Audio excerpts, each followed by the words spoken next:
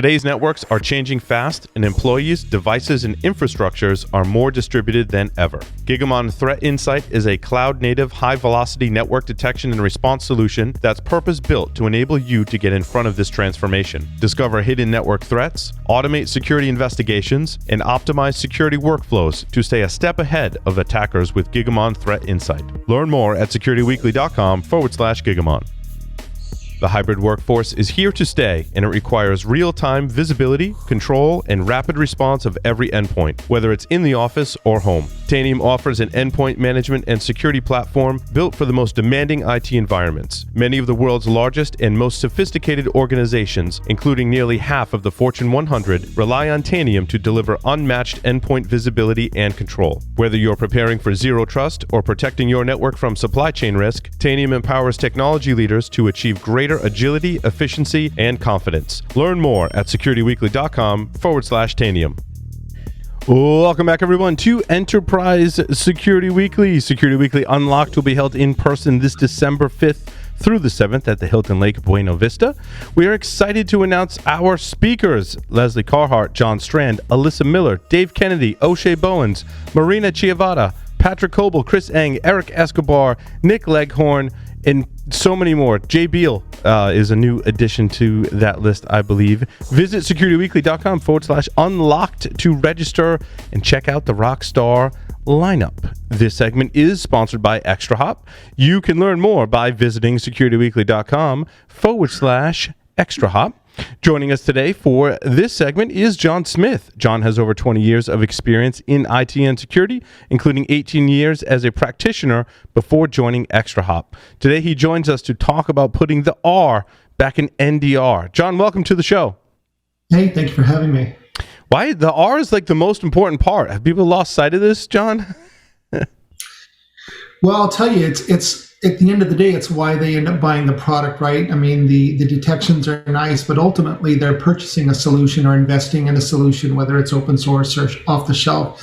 But they're buying it specifically for the R, and I think that's, in a lot of cases, that's where they feel a little bit let down for sure.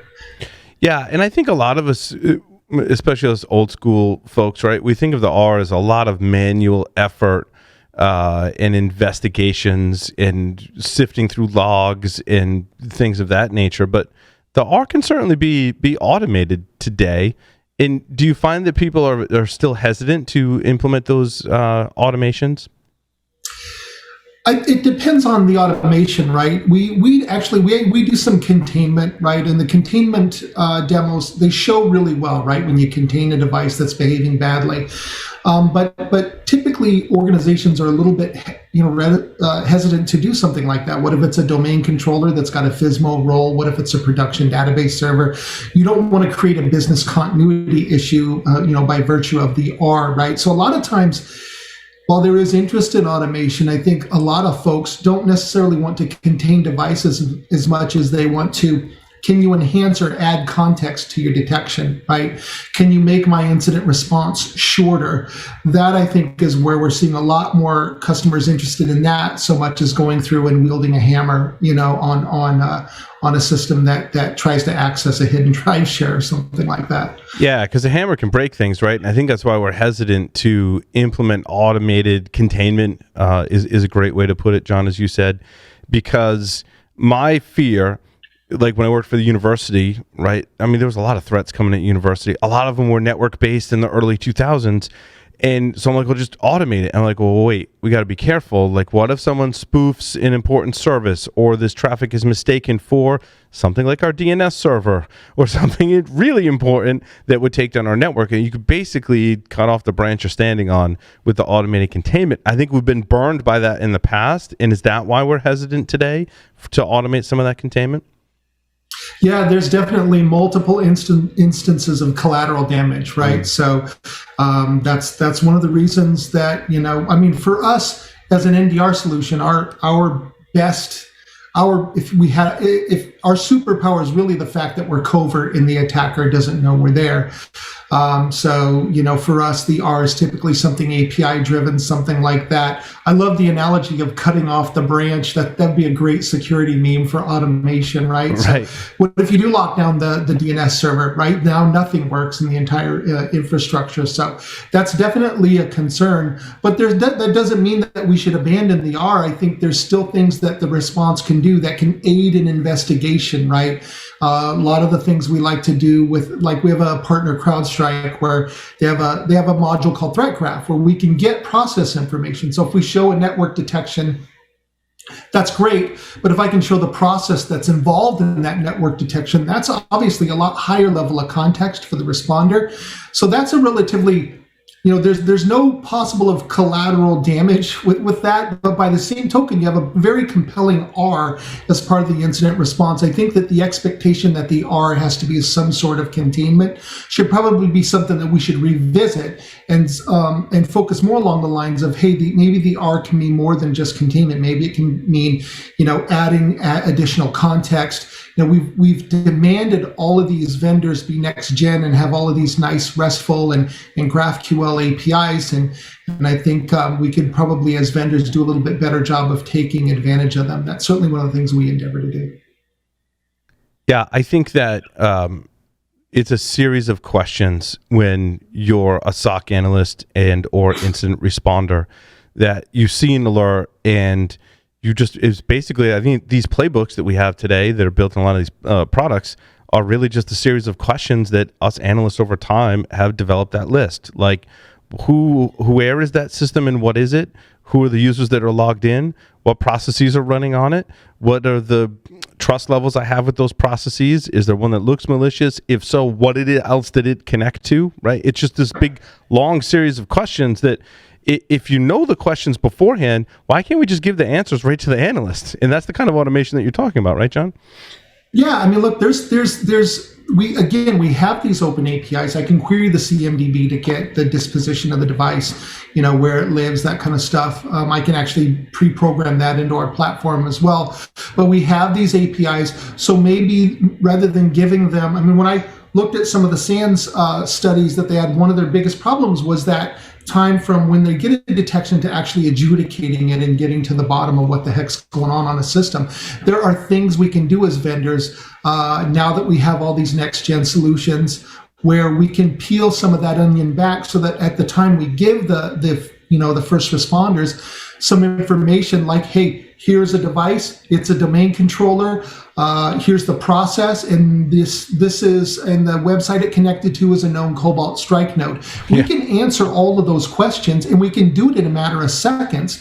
That task could be 30 minutes for an analyst to run down. So those are areas where we can make a key difference. I think there's still always going to be a talent shortage in security, but there's also a shortage of just effective use of some of these of integrations and effective use of maybe expecting a little more out of our R than swinging a hammer. So, I totally agree with that, and I think that's the kind of the moves we're seeing in a lot of the managed space. Is a lot of these MDRs are building that knowledge base, where you don't need that to have that talent in every single organization.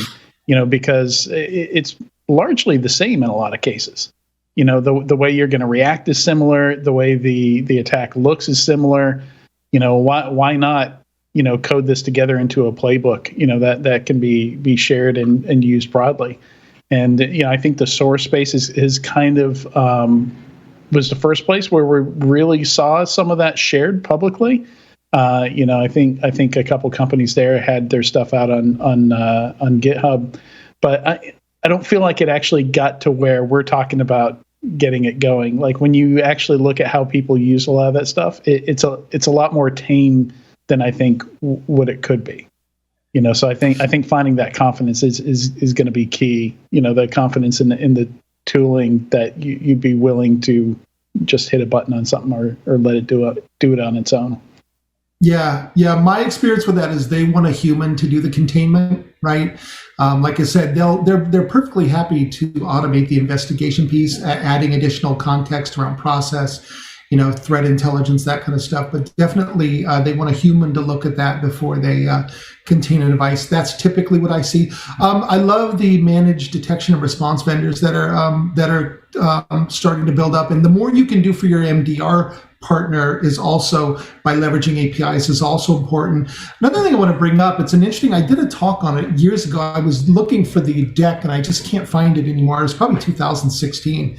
But one of the things I noticed is that we have all these next gen products with all these great APIs. And when I look at security jobs, I don't see any of them requiring any skills around JavaScript or Python. Right. I mean, if you're going to leverage REST APIs, typically JavaScript, Python, maybe Go. You see a lot of these security jobs, but within the job descriptions, you just aren't seeing, they're not asking for the skills that you would need to take advantage of some of this stuff to make that job easier. I think that there was an interesting LinkedIn post today about this need for more security analysts and how they're downplaying the need for security engineers. I think in the talk I did, I said, look, if you have to walk over and draft a programmer and tell them you're on the security team now and report for duty tomorrow, and you're going to help us make sense of some of these APIs and some of these next gen products we've invested in. So I think in some ways it's twofold. I think in a lot of ways security teams are afraid to. If they don't know how to code, that's okay. I'm a self-taught programmer. I learned by Git cloning and stealing someone else's Python scripts. Yeah. There's certainly no shame in that. But I think it's twofold of also embracing some of the skill sets that maybe we don't typically use in security as well. Yeah, I remember talking to Ryan Huber over at Slack, and I remember at one point he told me he was finding it easier to teach security to programmers than programming to security folks. Because one of the things I think we're up against is there's a lot of pushback from parts of the community that they needed to learn to code, that coding was important. There's kind of this psychological wall between the two, but I when you look at security organizations where everybody in the security organization is a builder, and can throw together a project to solve a problem, in a matter of hours or days, they do amazing things. It's incredible what you can do when your team can, and it doesn't have to be, C++, just Python. No. It's enough.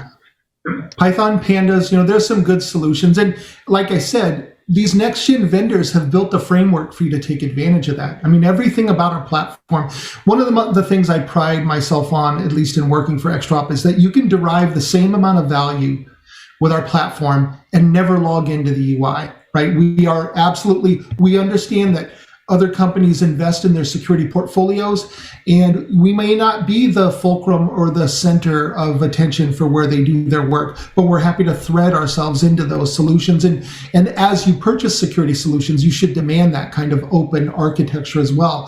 So a lot of vendors have they've kind of answered the call, right? They've got these nice APIs.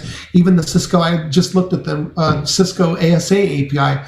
Very nice job, very nice change from what the typical XML-based APIs I've seen. So now we've got platforms that can take advantage of that, and don't fear the code, right? I was a SQL guy. But I wrote my first line of code at 45 years old, and it's not impossible. And it's okay if it looks like Egyptian hieroglyphics at first, but down the road, it'll get a little bit easier. So. Yeah, it's interesting. I was listening to the Hacker Valley Studio podcast with Andy Ellis. And Andy, I love Andy because he likes to make very bold claims and backs them up. And he says there is no skills gap. And it segues nicely into what you're talking about, John, that the security team can't do everything to secure the environment. We need people on the network team, on the systems team, to be able to respond to those events. So back to your example, why does the security team even have to take an action if the domain controller has PS exec and it's running a Cobalt Stripe backdoor? Shouldn't the administrators in Windows know, get that alert and know what to do about it? And I also think it's very prolific, John, that APIs can enable that, right? With some programming and maybe some training too.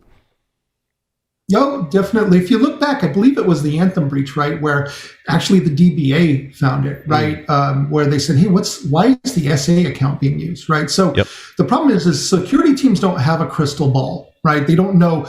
As a system owner, I should know more about my system the same way I know if there's a suspicious character walking around in my neighborhood, right? I don't expect the police to know everything about my neighborhood. I know my neighborhood, and the same with your digital. With the same as with your cider block as with your block, right? You should kind of know the kind of traffic. And if there's a deviation from that, system owners should know that. Now, what happened post 9/11, for those of us that have been in this industry this long, we started to decouple system owners from security. And I don't know necessarily that I agree with separating security for accountability and so that they have autonomy. But that said, I don't think that system owners should be completely, absolved. That if you look in my entire time, I've only been in security. I have an 18-year career. About 8 years was in security. About 10 was in just regular enterprise. In my entire time as an enterprise system owner, nothing about my comp plan or incentive. I was never incentivized for security, right? And so you run into this where the system owners are already completely overworked, and let's be honest, that job can suck sometimes. And then you've got a security team that's trying to convince them to take best practices. But to your point, we definitely don't. I would definitely expect a system owner to know more about what's an anomaly or what's goofy about that system than a security guy who really doesn't ever log into it. And to your point, to reiterate it, the APIs in these next-gen solutions certainly offer the ability to facilitate that. Yeah, you hit on a point there that I've been shouting about for a while. I've given talks on this. I actually wrote an op-ed for Vice Motherboard on this topic, where I think we kind of I don't know if it was by design or intentional, but by separating security out, we very much made security something that nobody else could do. Like, we made it special. Like y'all aren't smart enough to do it. And we just set ourselves up for failure because there's so much for security to cover that there's no way we can do it without help from the actual subject matter experts within each group. Especially if you're in a large enterprise. I mean, you're going to have so much different stuff in terms of infrastructure, in terms of code bases, that you absolutely need to decentralize that responsibility for it. And it's not just having people doing security stuff at those different levels.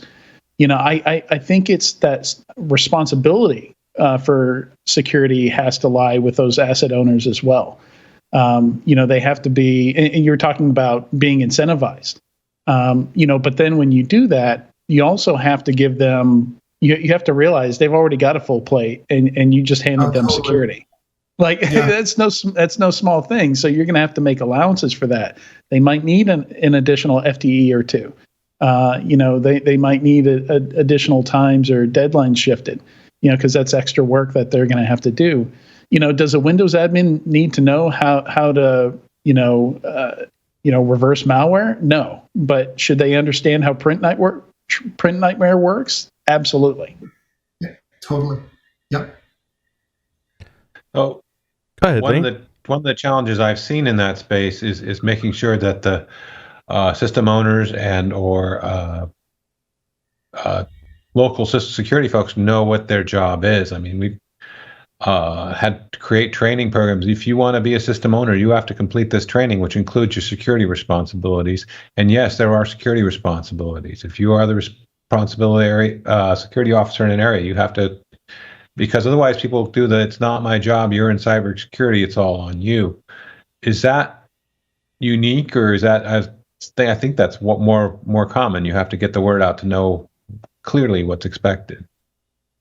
Yeah, I agree. So it's interesting. I've been both in the federal space. I was a GS-13 at the Centers for Disease Control for a while, and it was very interesting where the average tenure was very long and the documentation was very good, right? So I had to know every port, I had to know every application that was running on it. For me to run a federal system, I had to account for every single thing that was running on it. If I wanted to upgrade an agent, I had to edit my documentation.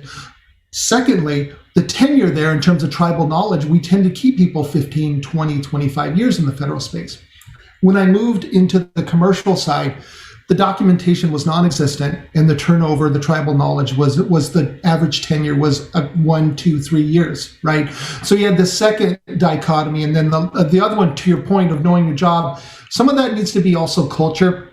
I've seen situations in my career where where a team might hide something from their security team, right? If someone kicks my door down and comes to my house and steals something, I'm calling the police immediately, right? I'm not tolerating that. And so I think sometimes the culture between the security teams and the system owners needs to maybe also, that does play a factor where, how likely is your security team going to be? And then is the security team taking a club and laying the wood to anybody that has a security incident, or are they actually there to kind of help and resolve the incident and educate the person? So I think culture does play a factor. When you decouple, when there's an organizational air gap between the CIO and the CISO, right? I think organizationally leadership needs to make sure that the communication and that the working relationship within the rank and file is still very good. Because some of what you're talking about of, hey, it's not my job, it's their job, that's a terrible outcome, but it does in fact happen sometimes. Yeah, John, I certainly agree, right? I loved it when the administrators would come to me and be like, hey, Paul, I saw something weird. Like, is this a security event? Or like, I'm at this decision point where I can go down one of these two paths, and security wise, like where are you weighing in? And security is not the only factor in that decision, right? But we should be an advisor like that and have that relationship with all the groups within the organization. Yeah. So when I ran the remote access team at the CDC, I remember telling them, I said, listen, we're responsible for our own security. And it's incumbent upon us to build visibility, to make sure that we can see things. Do not expect the office of the CISO to have a crystal ball, like I said earlier, and know when something's wrong. It is your responsibility to report on those things. And if we get breached, it's on us. It's not on them. And so that's part of a philosophy that I always had, but that's something that I think we could be better at. Because to your point, I was able to get things done because my security team knew that my team was proactive. So when you're talking about a world where we have change management, a world where we have, there are regulatory frameworks that we work through, and security teams have levels of trust with one group and another group. And if you're consistently demonstrating a proactive posture, you're going to find your dealings through getting things approved, that kind of stuff, a lot easier with your security team than if you're hiding things from them or if they don't trust you. So to your point, security teams do like it when people do reach out. Lee, did you have a comment question? No, one of the things I was thinking about that as we get into the relationships, I think the relationship failing would be indicated by some of those conversations, and you have to be astute enough to know that's going on, and then take action. But the other thread I wanted to pull is now, we really haven't differentiated between traditional on-prem infrastructure, and I'm going to say the C word, cloud, particularly, infrastructure as a service. Should that change what we're doing at all? Do we need new tools, or we can leverage what you've got either way? How do we make sure we're not being asymmetric there? Well, for us, we try to, we offer parity. We offer the exact same tool in Azure, AWS, GCP. We can federate that so you can look at all of them together. I think that in terms of cloud adoption, when I worked in security, if someone wanted to use the cloud, it was definitely, for me, I automatically saw that as I'm going to now have this blind spot in my infrastructure. So, as we look at our existing solutions that we have for security and visibility, you want to make sure that you can deliver parity. One of the reasons security teams say no is that if there's concern that they're not going to have any visibility, because ultimately at the end of the day, they're going to end up accountable for it if there's a problem.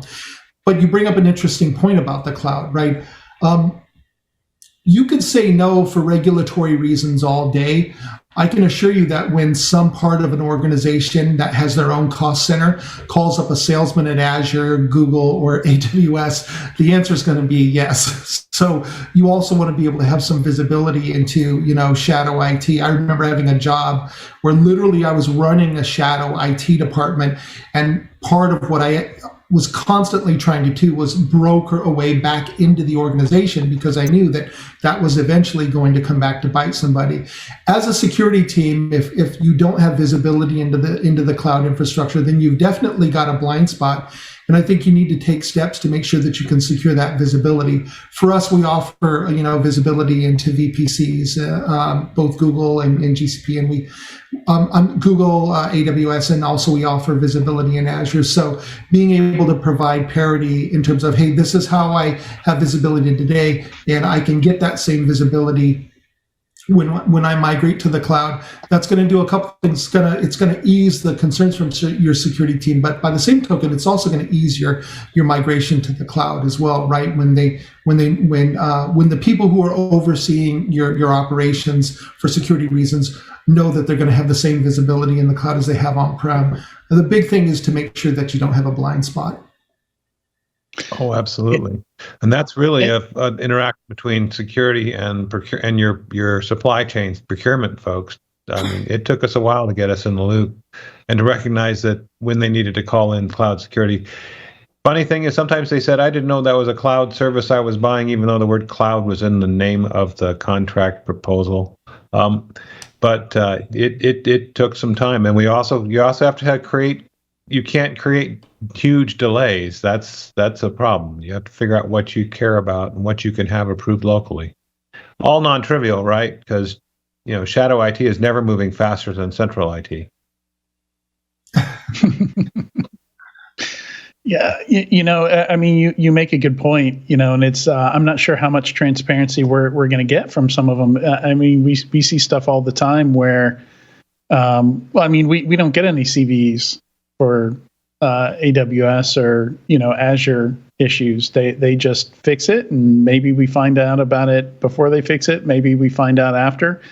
Like there's that case with is it CosmoDB on Azure, mm-hmm. where the Jupyter Notebook servers, were vulnerable, and somebody was basically just able to pull everybody's private keys through that, and demonstrated that. And it's I remember back in the day when CASB was new, like Adalom had done some research, and one of the things they found is that it was actually fairly common for attackers to get access to somebody's Salesforce instance and just suck down the whole instance. And there was no log file, no way that you could tell that somebody had done that to your Salesforce data. Only Salesforce could see that and tell you that it happened. Yeah, well, that's one of the challenges with infrastructure as a service, right? At least if it's in a VPC, it's your VPC, and you have some visibility. One of the things that we did early in my career, we called it SaaS intercept, right? So we can decrypt the traffic. And what that allowed us to do is we set up a VIP at the customer site, and we changed DNS for the cloud provider to point to that VIP. And then we provided, similar to a CASB, right? We pointed to that VIP, and basically we leveraged RevealX to provide visibility into both performance and any security related issues, right? So now that we can decrypt it, we can see what kind of data is being sent to it, right? So that's one way that we called it, like I said, we called it SaaS intercept, where we wanted to be able to provide visibility to the security team so that they can see just what was going, over the wire to this provider, right? So definitely that's one way that you can do it. I think the CASB the CASB vendors do something similar to that, but that's one way where you can kind of get some visibility. More importantly, anything related to the cloud, it's going to be, look, I think Google, Microsoft, AWS, they have tremendous, obviously extremely talented security teams. There's no doubt of that. But if there is an issue, a business is going to try to do what's best for themselves, and you need to do what's best for yourself. Outstanding. Sorry, I didn't know if my microphone was muted or not. That was the pause there. But go ahead, Adrian. Yeah, no, that's a great point, John. that there are tricks, there are ways to do that. I think in the CASB world, they use a trick in SAML to implement a reverse proxy, where basically you're saying, the only way to get to our, to use the Salesforce example again, our data is to come through this central choke point. So you have an opportunity to put yourself in line and detect that kind of stuff. So yeah, absolutely. It's there are ways to get visibility in a lot of these cases. And I think more and more you are seeing SaaS and cloud providers giving you some of that data. Like talking about VPCs. It wasn't always the case that you could get network data from VPCs. Yeah. I still don't think you can get full packet capture, but you can at least get you can get partial. You can get, what do they call it? The metadata. I'm blanking on the word. So we get full PCAP in AWS. They do VPC mirroring, and they do with Google too. With Azure, we have yep. And with Azure, we use something called a software tap. People are probably familiar with it, our PCAP-D, but as well. So we have different ways to get access to the data. Azure has some VP or some mirroring capability that was pulled back. And we're hopeful that will also be brought back into the Azure cloud as well. So I have to tip my hat to the cloud providers. They've actually done a pretty good job of making sure that the ability to mirror ports is valuable. And I bring that up.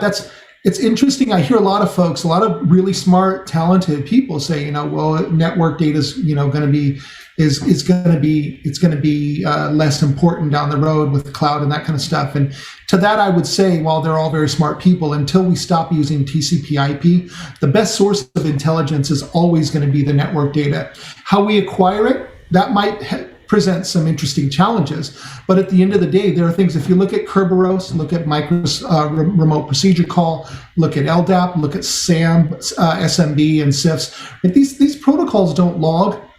Setting up Sysmon is a lot of work. You got to touch every single system, and it can bog down the performance of your Windows servers, right? So at the end of the day, the best way to get visibility into those protocols that are absolute whipping boys for the bad guys is on the network. And so, I'm very pleased to see some of the cloud providers add some of that network data, because at the end of the day, the best source of agents can be disabled, logs can be deleted, logging can be shut off or misconfigured. At the end of the day, you can't hide from the wire. And so I'm very pleased to see the commitment by the cloud providers to make sure that we have visibility there. Yeah. And John, I agree. And you summed up nicely some of the limitations with logs. Not to say we shouldn't have them and look at them, but we have to recognize the limitations. And a lot of overcoming that is also collecting your network data as well. Yep, totally. Yeah. Awesome. John, thank you so much for appearing on Enterprise Security Weekly. Thank you for having me. It was great. Make sure you visit securityweekly.com/ExtraHop to learn more. Coming up next, the Enterprise Security News. Stay tuned.